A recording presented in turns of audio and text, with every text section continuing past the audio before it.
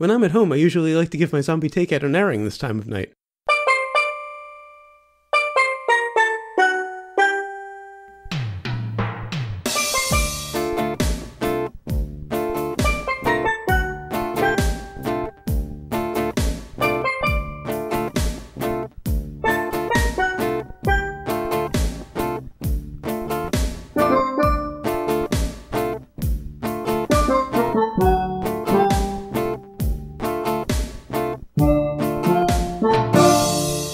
Scotto, are you free?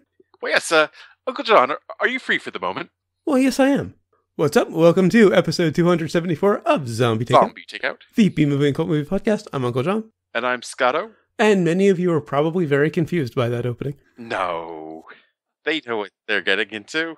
If you're familiar with the series that the movie that we're reviewing this week is based on, you know exactly what we're referencing, but I don't know how many that would be. I don't know either, but I think there are... I mean, come on, PBS was playing this thing for years. That's true, yeah. That's and how we I'm both sure saw it. Somebody in England's going to listen to this. Well, yeah, we have a couple of British listeners. Robert Lawler, Richard Hawes. So, yeah, we've got a couple of Brits listening. Yeah. So hopefully they're familiar with it. Actually, no, I think Robert Lawler's Irish, but they've probably seen it. Apologies, I'm part Irish myself. Anyway. That mistake was made by Uncle John. Yes. The Irish one. Last name Maloney. Day before St. Patrick's Day. Not that you guys give a fuck about that over there. Or me. Won't get into that. Yeah. Anyway, before we get to this week's movie, we got some listeners submitted. This is from Tom Norman, writer and co-director of one of last week's movies, Gitchy. I messaged him on Facebook to let him know that the episode was up, and after he listened to it, he replied with, I just got a chance to listen to it. Loved it. The analysis and commentary was a lot of fun. I honestly can say that was probably one of the most entertaining podcast reviews we've had. Nice. I'll definitely be sure to share the link on my Facebook page. Oh, and to briefly answer one of the questions you guys had about why David didn't die. The film slightly hints to it, but never goes into detail. If you remember the last line Christopher said, that's the Harbinger, somehow, some way, you brought Stanley back, Gitchy. Right. He says it to David before he disappears into the night. The idea that I was trying to hint on was David is Gitchy's link to the real world. Kind of the same concept as a ghost using an oversensitive person as a gateway, which is the reason why Gitchy tortures David but won't kill him. He needs David. We have plans to expand on that more if we do another film or a feature. Only time will tell. I'll definitely keep you guys posted on any future projects. Thanks for the great review. Man, I was expecting a new asshole. Well, that's a relief. Just got that. Yeah, I think that was one of the better. Well, we've only had two responses from the directors of movies we've reviewed. That was definitely the more positive of the two. Right. They can be sensitive, and who can blame them? It was their life for so long, you know. Uh-huh. And I had an idea, and I didn't mention this to Tom. I wanted to put it on the show. If they do a feature, which would be great, a running gag you could use is have the boyfriend go all Scott evil and repeatedly say, if we just kill him, the whole problem will be solved. And then have the girlfriend, repeatedly saying, we're not killing my brother. And one more bit of listener submitted. This is from John Phillips, also on our Facebook page in reference to Frankenhooker. He said, if you're wondering who the weatherman was, and he linked us to John Sekerl's IMDb page, I'm guessing in that pronunciation. I did see this, yes. Yeah, you commented on it. One of his credits in the early 80s, late 70s, he was a recurring guest on the old Captain Kangaroo show. Really? Yes. Which is probably where because I thought he was familiar, and I don't think I would have recognized him from any of the radio gigs he did, because, we can't see him. Mm-hmm. And he looked familiar in the sort of zombie vampire makeup. Yes. In the ghoul makeup, which he may have had on Captain Kangaroo. I don't know. It might have been a little too scary. He was a wizard, I think. Oh, okay. So he might have had some kind of makeup going. And, yes. Yeah.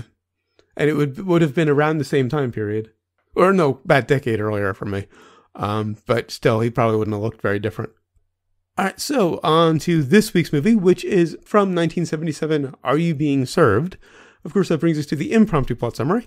Sponsored by Lifebell Inflatable Swimsuits. Just like water wings, only more fun. And also brought to you by Fancy Knickers, when you want to rule Britannia.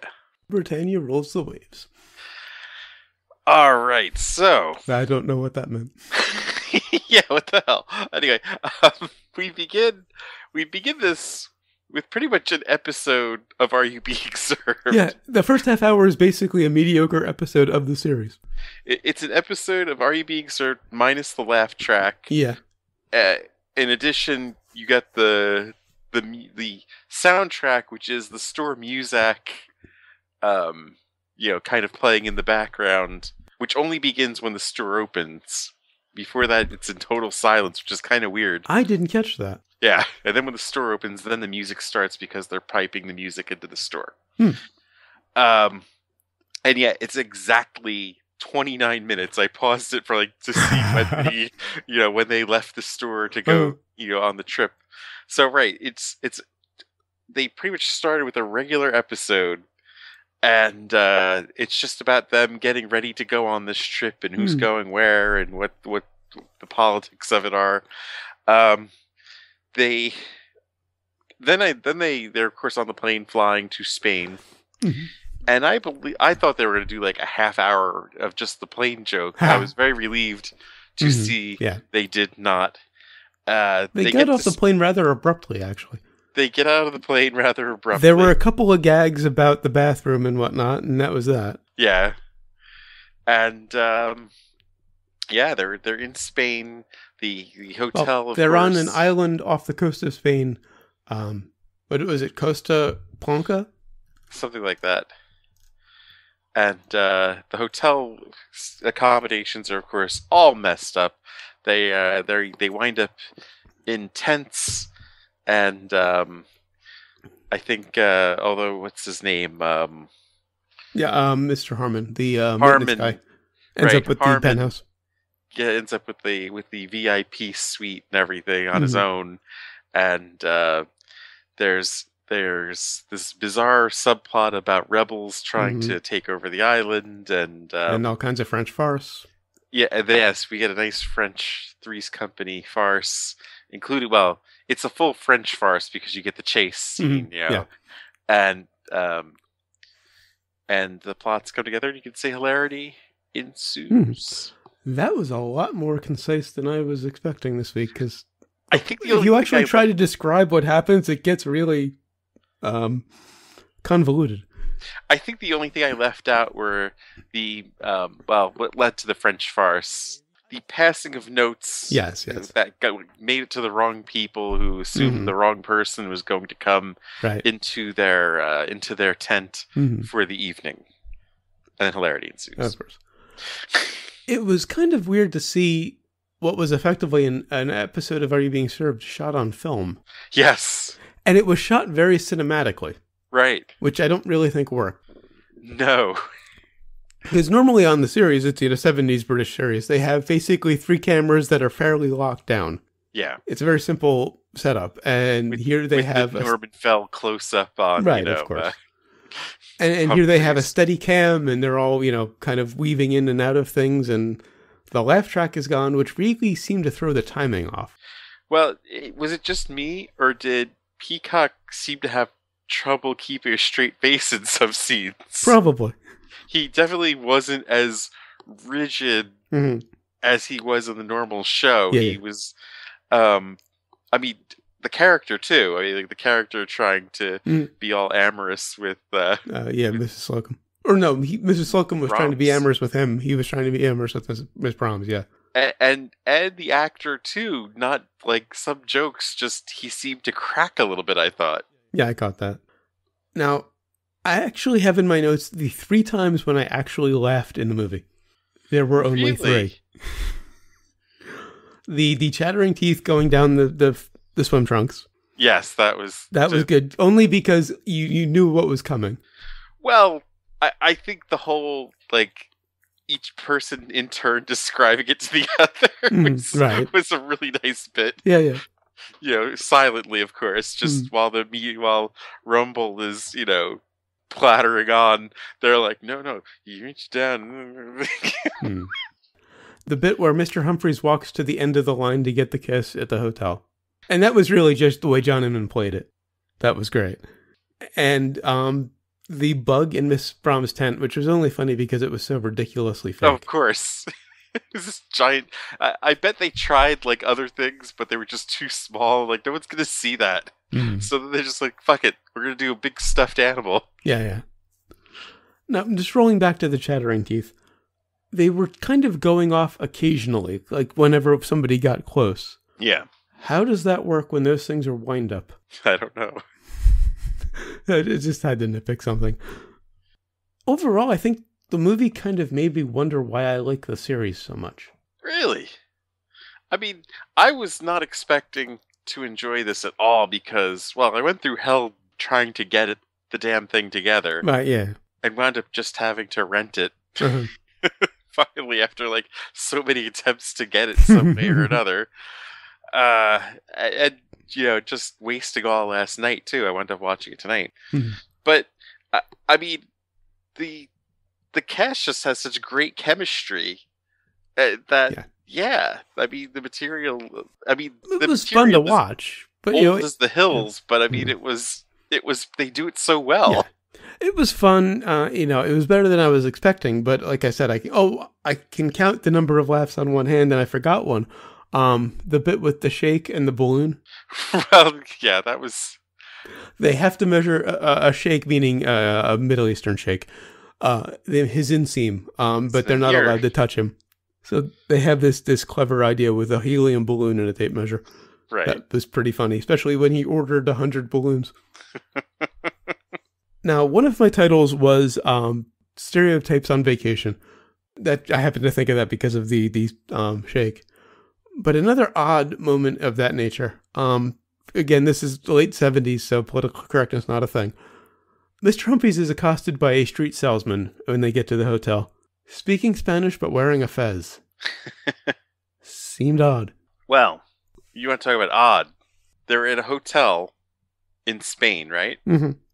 Who is the manager of the hotel? I didn't recognize him, but I do have a bit of trivia about him. Oh my god, you did not recognize... The name looks familiar, but no, I didn't recognize Manuel from Faulty Towers. Oh, okay, that explains the trivia I have. I didn't realize it was the same actor. It's been a while since I've seen Faulty Towers. A German who plays a Spaniard in Faulty Towers, in the hotel. You know, the waiter that gets beaten around by John Cleese is now a Spanish hotel manager. He's German, by the way. This trivia actually makes more sense now. Andrew Sachs was hired as Carlos, the Spanish manager of the Costa Blanca Don Bernardo Palace. Yes, I practiced that. To capitalize on his then current fame as Manuel in the British series Faulty Towers, which was still being broadcast on television when this was made. I didn't realize it was the same actor because it's been ages since I've seen Faulty Towers. It looks like he's aged. It's only 3 years after Faulty Towers went off. Not even, I don't think. No, 2 years after Faulty Towers started, according to my trivia. Faulty Towers was still on the air when this was made. They were rerunning it, but Faulty Towers... It started in 75, according to my trivia. I think it went off in 75. Okay, Wikipedia says, no, this was IMDb, said Faulty Towers 75. Because Cleese left Python in 73. And then... well, anyway, it's only a few years from his time on Faulty Towers. He looks so much older than he does in Faulty Towers, though. Yeah. From what I recall. They're practically the same time, then. Now, the movie is actually based on a stage version of Are You Being Served that played at the Winter Garden in Blackpool. I had no idea that there was a stage version of Are You Being Served. That is crazy. Ah, you're right. It went off in 79. Okay, so it was currently airing. Yeah. Must have been a good makeup job for the hotel manager. Or maybe they were making him up for Faulty Towers. I don't know. Yeah, either way. Now, there's a line in this movie that I could have swore was from an episode, because it's probably the only thing I remember from whenever the last time I saw the movie was, which was forever ago. Dear Sexy Knickers, which I swore was from the series. I remember that line. I don't remember the last time I saw the movie. I don't remember anything from it before watching it tonight, but I remembered Dear Sexy Knickers. Although the complimentary line, Dear Sexy Y-Fronts, did squick me a little bit. For whatever reason. Oh, by the way, the strolling guitarist in the restaurant at the hotel, he doesn't have any lines. He doesn't have to be funny. But he was clearly not playing guitar. Couldn't they have just hired somebody who could actually play guitar? I don't know. If he had to be funny, then you hire an actor who doesn't necessarily play guitar, fine. I thought there was going to be something up with him, you know? Yeah. That there was going to be... Because they were making a big deal about him.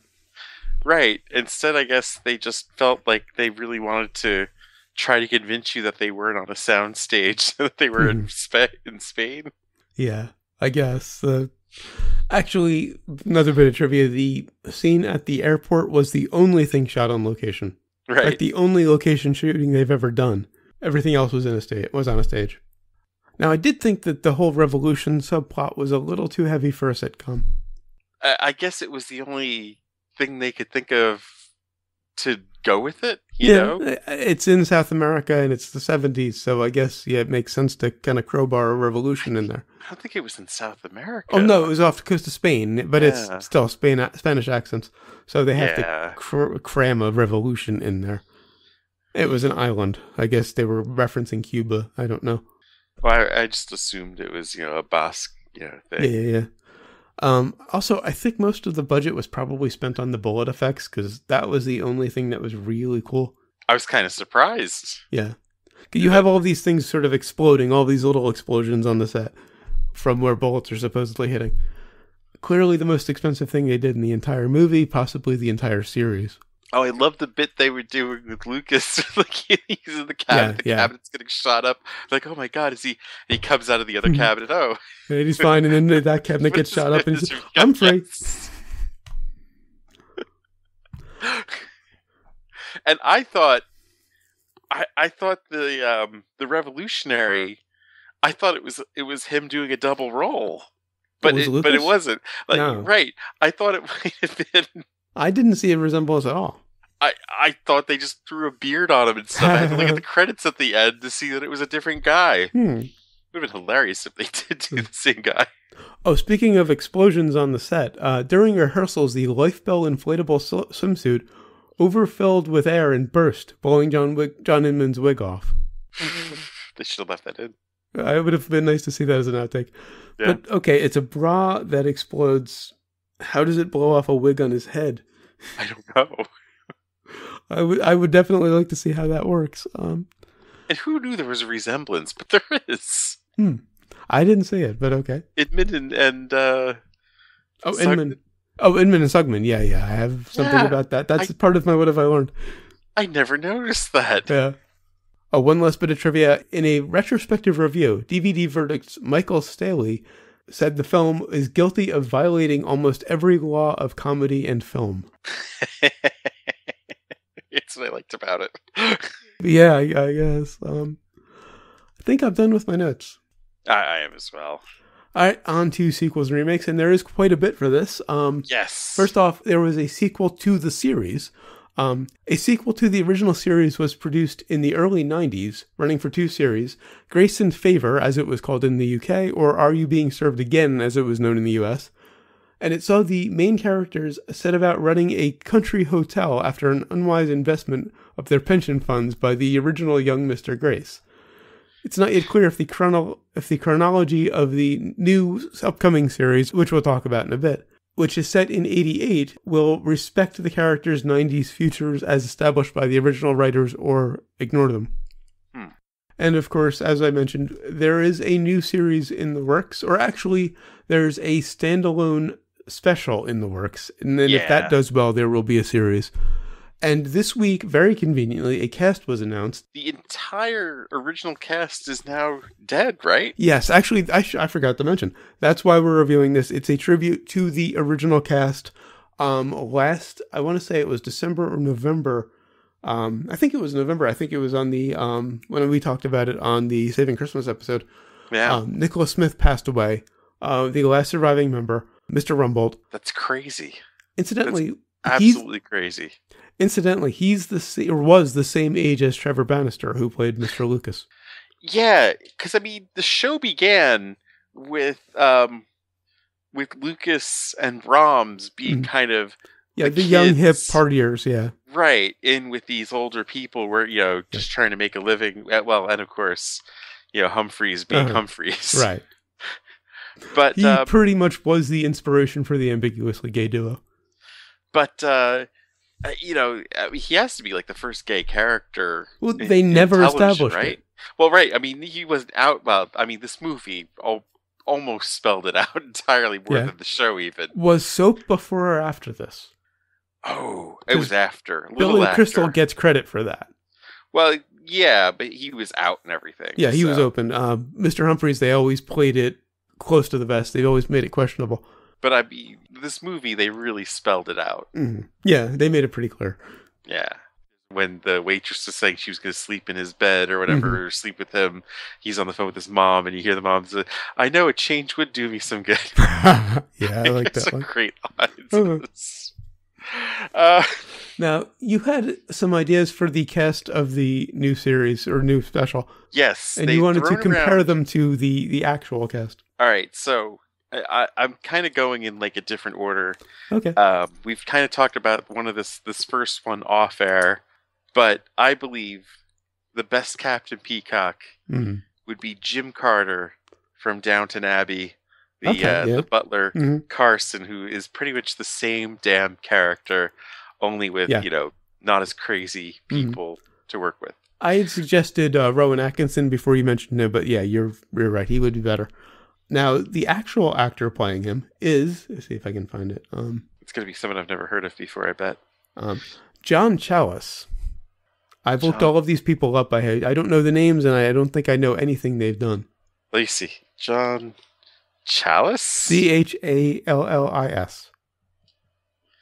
Googling on the podcast. This is always entertaining. Oh, yeah. Well, anyway, I don't think I'm ever going to recognize him any. I can't even look the guy up. I never mind who he is. So that's a disappointment.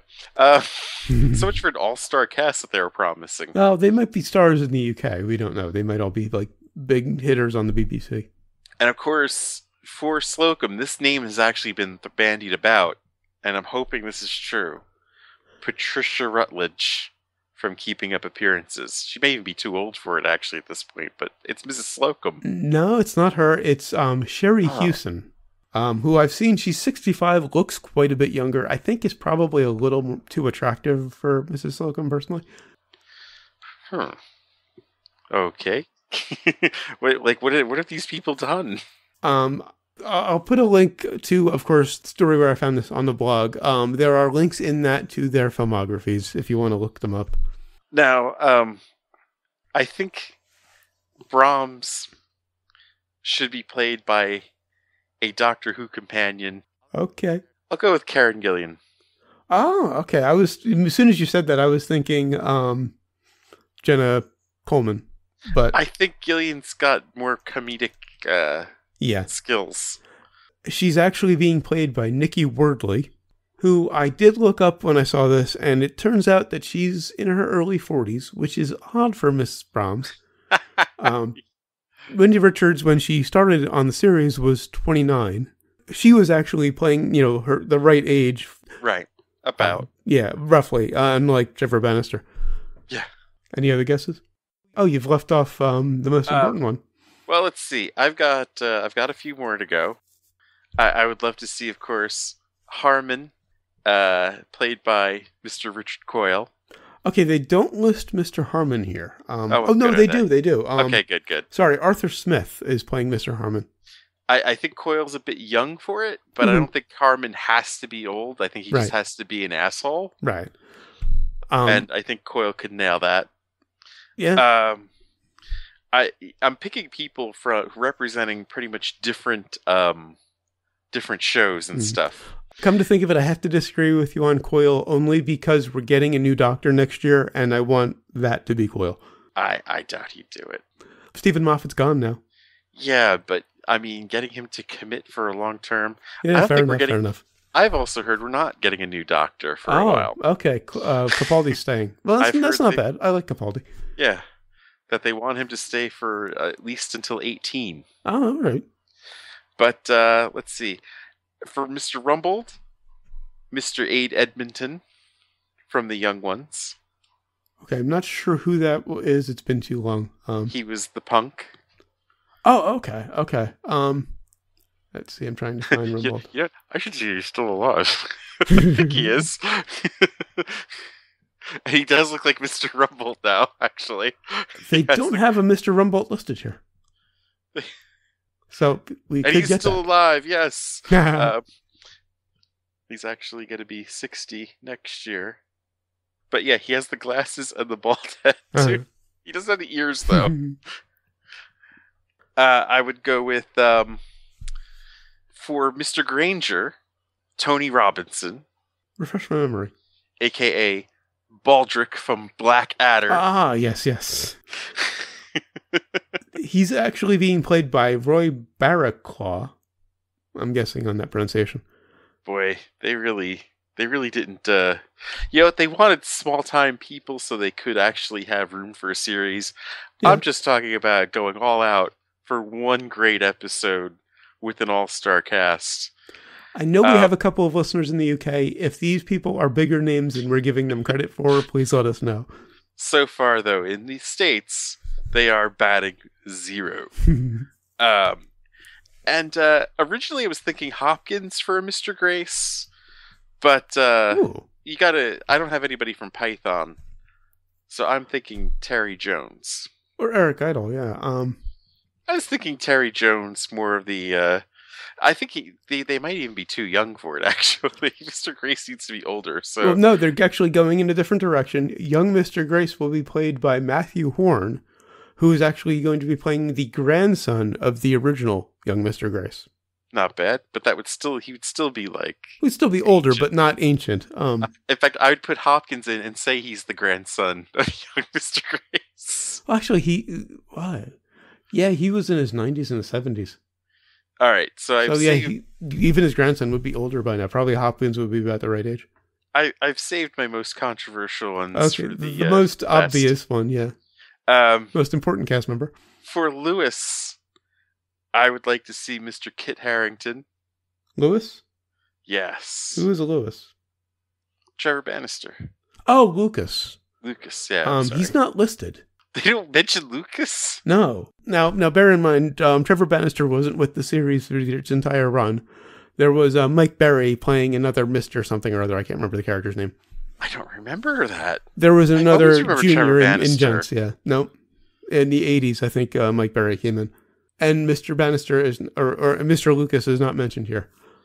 But yeah, I mean, Kit Harington, I saw that was it 7 Days in Hell? I think he can he would be good. And he could pull it off. And he needed some young people in this. But by all accounts, at least judging by the trailers, he's still going to be a little busy. Which what are you talking about? He died in Game of Thrones. He's in the trailers, and it looks like he's fairly alive. Sorry to spoil it for everybody. I mean, it's in the bloody trailer. He did die. Now, this is going to be controversial. Okay, this is the controversial one. All right. I think Kit Harington's kind of controversial. And Are You Being Served? But I think this one's really He's age appropriate. He's British. Not that controversial. I think instead of going for the obvious, you need somebody a bit butcher, but still have the same, lines and script. Mr. Humphreys should be played by none other than Daniel Craig. Oh god! I have no idea if the man can do comedy or not. That massive exhalation of air was actually a laugh. If it didn't sound that way, but even if he can't play comedy, just have him play it as not a comedy. Play it straight, if you will. Okay, before I get to the actual actor playing Mr. Humphreys... Not that kind of straight, but straight. I was actually thinking, and I just thought of this when you were talking about a controversial choice. Not a controversial choice, but I think would be killer in the role. Eddie Izzard.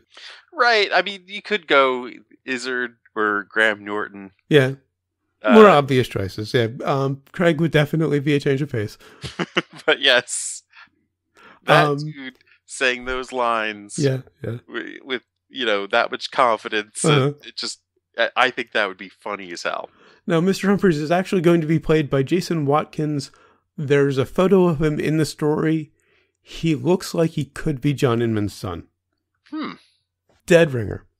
Now, there are 2 new characters, Miss Croft and Mr. Conway, and they'll be played by Georgie Porter and this is a total guess on pronunciation, Coyote Iwumi. I know nothing about these characters. Sound familiar. Wait a minute. You want to look them up? Okay, sure. I'll just send them over Skype. All right.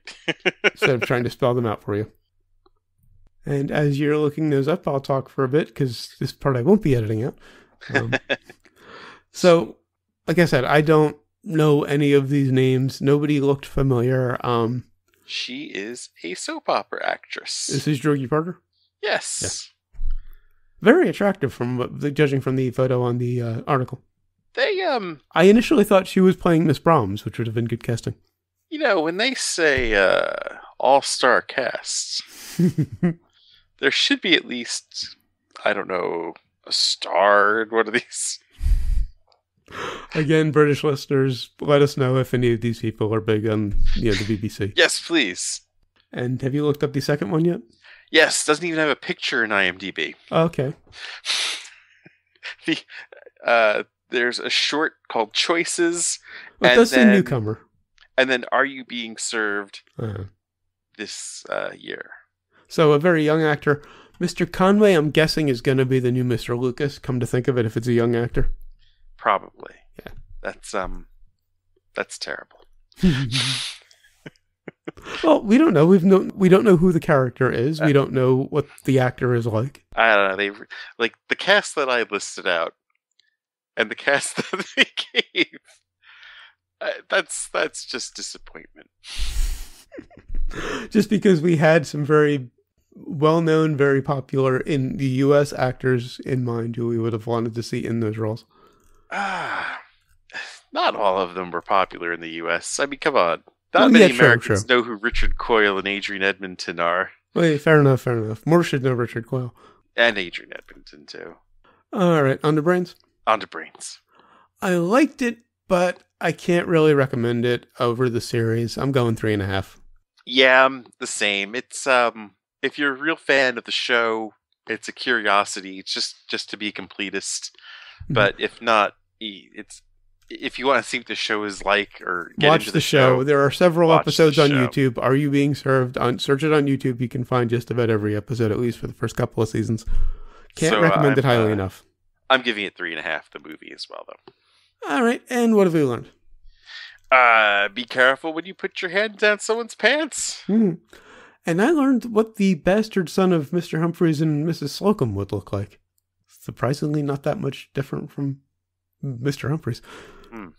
All right, so until next time, when we'll be reviewing Star Trek IV: The Voyage Home, continuing our deal from last year, if you remember that. It's going to take forever for us to finish those. Well, there's 2 left? They did 6, bunch. Right? Something like that. Because we're not going to Generations. True. Generations is where we cut it. So yeah, there's we're halfway through right now. Oh, okay. Oh, right, I forgot about, well, no, there's 5 is the bad one. And then 6 is Undiscovered Country. Isn't that where it stops? Wasn't Generations next? Yeah. So we got 2 more. Well, yeah, still okay. We haven't reviewed 4 yet, so okay, right. Halfway. We stopped halfway through, and it's been how many months since the last one we reviewed? It'll probably take us another year to get through all of these. It's a shame too, because 2, 3, and 4 go right into each other. They are. A very tightly trilogy of movies. Right. Until then, go to zombietakeout.com, check out the album art, the episode description, of course, the episode itself, which you're already listening to. Links to find us on Facebook, Twitter, Google+, and YouTube. Links to subscribe via RSS and iTunes. Please leave us a rating and a review on iTunes. We'd really appreciate it. Also, if you enjoy the show, spread the word. Give us a little word of mouth. Of course, we appreciate all of the listeners we have, but more would be better. And I think we've picked up a few, at least for last week. Tom was promoting it a bit, and that episode did quite a bit better than the other episodes recently. Nice. Good. So, hopefully we'll retain some of them. Maybe. You'll also find the movie list, every movie we reviewed so far, and every movie we're going to review, up through Cannibal Woman in the Avocado Jungle of Death.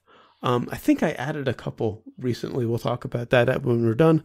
Oh, what are we doing next week? Next week is Star Trek. You're thinking about the following week. Oh, yeah. Oh, I'm sorry. Carry on. We'll get to that. Oh, it's Snowpiercer. Yes. More on that later. Things are still a little up in the air. Look at a calendar if you don't know what we're talking about. We're going to do Snowpiercer in 2 weeks. Uh-huh. Yeah. You'll also find the request form. If you've got a movie you'd like to hear us review, please leave it on the request form. And, of course, the recommendations list. It's Are You Being Served? I was kind of hopeful, but I really didn't think. It was actually better than I thought it was going to be. Yeah, same here. I was expecting to just be like, motherfuckers, I had to pay $3 and go through all the trouble to get this fucking thing. I actually had to debate myself on whether or not I wanted to recommend it, and then I realized, no, I just want to recommend the movie, the series, not the movie. Yeah, the series. I mean, it's still, still fun. Oh, yeah. If you love the series and want to, like you said, be a completist, check out the movie. Yeah. You can also email us, zombietakeout@gmail.com, or leave us a voicemail at 414-368-ZTO1, or for the alphanumerically challenged. Snowpiercer. 414-368-9861. Pushing a little too hard, maybe. What? Of course, we will always be calling from the middle of Milwaukee. And until next time, always remember, never forget, wherever you go in life, there you are. Snowpiercer. You've all done very well.